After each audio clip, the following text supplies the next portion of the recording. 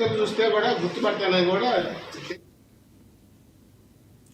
మంచిర్యాల జిల్లాలోని చెన్నూరులో దొంగతనం కేసును పోలీసులు ఛేదించారు. గత 3 రోజుల క్రితం వృద్ధురాలి మెడలో బంగారం గొలుసు దొంగతనం చేసిన వ్యక్తిని అరెస్టు చేశామని డీసీపీ భాస్కర్ చెప్పారు.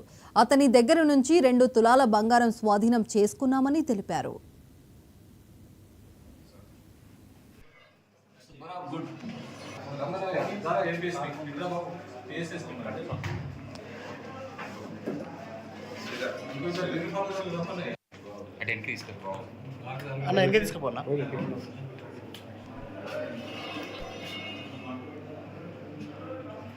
టౌన్లో 10వ తారీఖు ఒక జంగా మనమ్మ అనే వృద్ధురాలు వాళ్ళ ఇంట్లో నుంచి బయటకు వచ్చి బస్టాండ్ ఏరియాలో నడుచుకుంటూ వెళ్తుండగా ఒక నేరస్తుడు ఆమెకు మాటగలుపుతూ ఆమెతో పాటు కొంత దూరం వచ్చి మైనార్టీ స్కూల్ గల్లీకి వెళ్ళిన తర్వాత ఆమెను బెదిరించి ఆమె మెడలో నుంచి ఆమె బంగారు పుస్తకాన్ని తిప్పుకొని పోవడం జరిగింది.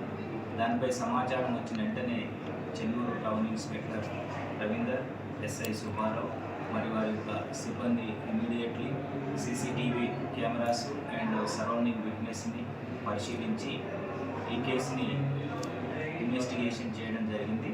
దాంట్లో భాగంగా ఈరోజు ఉదయం చెన్నూరులో వెహికల్ చెకింగ్ చేస్తుండగా అనుమానాస్పద పరిస్థితుల్లో తిరుగుతున్న నిందితుడిని పట్టుకోవడం జరిగింది. అతని పేరు అల్లెప్పు కృష్ణ, తండ్రి వెంకటయ్య, 47 సంవత్సరాలు, ప్రశాంత్ నగర్, సిద్దిపేట టౌన్. అతన్ని పట్టుకొని విచారించి చెక్ చేస్తే ఆ యొక్క దొంగతనం చేసిన పుస్తెల తాడు, చైన్ స్నాచింగ్ చేసిన పుస్తెల తాడుని తీసుకొని ఇంకా అతన్ని విచారిస్తే అతని యొక్క వివరాలు సిద్దిపేట పట్టణానికి చెందినవాడు. ఇతనికి ఇప్పటి వరకు దాదాపు 100 కేసుల వరకు ఉన్నాయి. ఈయన యొక్క మోడస్ ఆపరేండి ఏంటంటే